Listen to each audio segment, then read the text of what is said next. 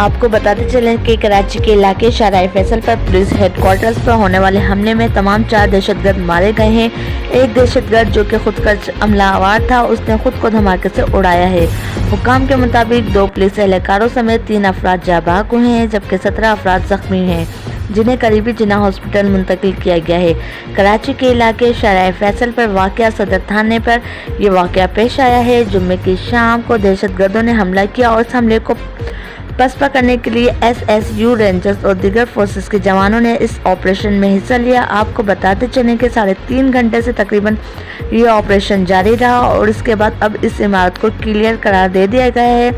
Bomb disposal squad کا عملہ بھی عمارت میں اس وقت موجود ہے۔ مزید معائنہ بھی کیا جا رہا ہے مختلف عمارت کے حصوں کا، اور ساتھ ساتھ یہ مناظر بھی آپ کو دکھا رہے ہیں کہ ایک جانب جس وقت شدید فائرنگ ہو رہی تھی اور دوسری جانب آپ یہ منظر دیکھ سکتے ہیں کہ جب یہ دھماکہ ہوا، خودکش حملہ آور نے خود کو دھماکے سے اڑا لیا۔ 4تھی منزل میں جا کر اس وقت یہ ویڈیو بھی منظر عام پر آئی ہے۔ آپ کو بتاتے چلیں کہ اس حوالے سے ہسپتال انتظامیہ نے بتایا ہے کہ زخمی ہونے والوں میں 5 رینجرز اہلکار، 3 پولیس اہلکار اور دیگر عام شہری بھی شامل ہیں، جو کہ فائرنگ کی زد میں آئے۔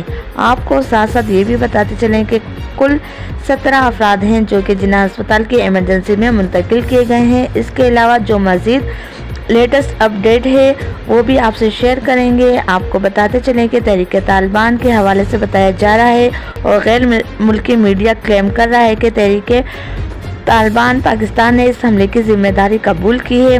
اس حوالے سے ابھی تک متضاد اطلاعات آ رہی ہیں، کیونکہ کچھ فورسز ایسا کہہ رہے ہیں کہ تحریک طالبان پاکستان نے اس حملے کی ذمہ داری قبول کر لی ہے، اور مزید یہ بھی بتائیں کہ Karachi police, Sindh police, rangers کے حق میں نعرے بازی کی جا رہی ہے اور اللہ اکبر کے نعرے بھی لگائے جا رہے ہیں۔